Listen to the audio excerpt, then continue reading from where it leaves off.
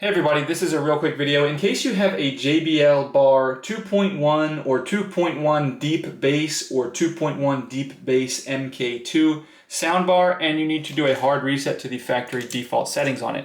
You're going to want to do this reset for one of two reasons. The first one is troubleshooting. If you're having any issues with this soundbar not working, where it's not connecting to the network, it's not syncing or pairing with Bluetooth or with your TV or your phone or whatever, a factory reset can fix a lot of these issues. Now the second reason you might want to do this is for any variety of reasons where you need to just delete all the pairing history, all the settings and everything like that, so that you can set this up as though it's new coming out of the box, like maybe you're moving or you're setting it up on a new network or something. It's really very easy to do. All we need to do is, first of all, make sure that the device is turned on. And once it's turned on, we're just going to come and find this power button here and the source button here and press and hold them for at least 10 seconds. And after those 10 seconds or so, the soundbar will automatically turn off and then reboot into its factory default settings, at which point you can just set it up like a new soundbar.